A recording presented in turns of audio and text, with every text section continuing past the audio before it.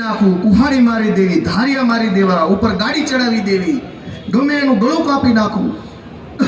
ગુજરાતમાં આવું સામાન્ય થઈ ગયું છે. પહેલા હું તમને કેટલીક ઘટના કહું કે આ ઘટના શું બને છે. 20મી ઓગસ્ટ 2025 ના રોજ 10મા ધોરણના વિદ્યાર્થીને 8મા ધોરણના વિદ્યાર્થીએ અમદાવાદમાં છરી મારી દીધી અને છોકરો મરી ગયો. સપ્ટેમ્બર 20, 2025 ના રોજ વૈભવ મનવાણી નામનો છોકરો અમદાવાદમાં એની ફ્રેન્ડ સાથે બેઠો હતો અને એક સંકી માણસ આવ્યો, છરી મારી દીધી, છોકરાને મારી નાખ્યો. ઓક્ટોબર 9, 2025 ના રોજ નરેશ ઠાકોર નામના વ્યક્તિએ 10,000 રૂપિયાની લેતી દેતીમાં છરી મારી દીધી, મારી નાખ્યો.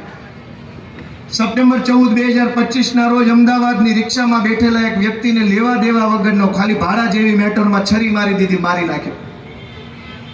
ઓગસ્ટ 2021 ના રોજ 5,000 રૂપિયા જેવી મેટરમાં 5,000ની લેતી દેતીમાં છરી મારીને મારી નાખ્યો.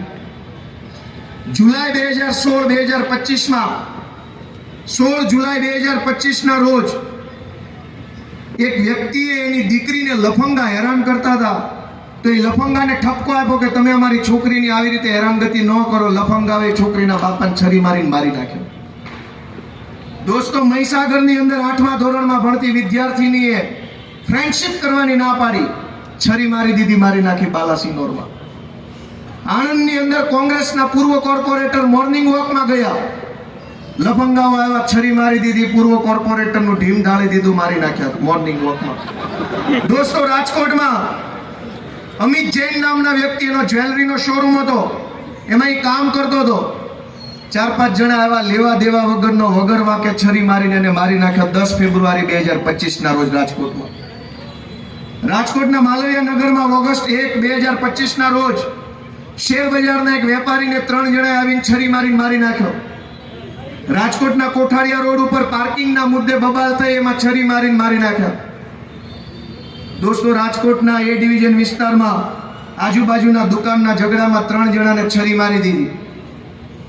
રાજકોટના પ્રકાશ રેલિયા નામના જીએમબીના કર્મચારીને 30,000ની લેતી દેતીમાં છરી મારીને મારી નાખ્યો. ભાવનગરના સરટી હોસ્પિટલ પાસે 19 વર્ષનો હાર્દિક ઉર્ફે ટિંચો કુકડિયાને 3,000 રૂપિયાની લેતી દેતીમાં છરી મારીને મારી નાખ્યો. વૈભવ ત્રિવેદી નામનો, આ ઘટના જાણજો ભાવનગરની, વૈભવ ત્રિવેદી નામનો એક છોકરો, એને એટીએમ કાર્ડ રસ્તામાંથી જડ્યું. એ કોનું છે એને ગોત્યું, જેનું હતું એના ઘરે દેવા ગયો. એ ઘરે દેવા ગયો તો એ ભાઈ હાજર નહોતા, એના ઘરધણી બેન હાજર હતા. બેનને એટીએમ કાર્ડ આપ્યું, કીધું કે ભાઈ આ મને રસ્તામાંથી જડ્યું છે, બધી રીતે આમ ગોતીને સરનામું ગોતીને દેવા આવ્યો છું. બેને એમ કીધું કે આ કાર્ડ મારા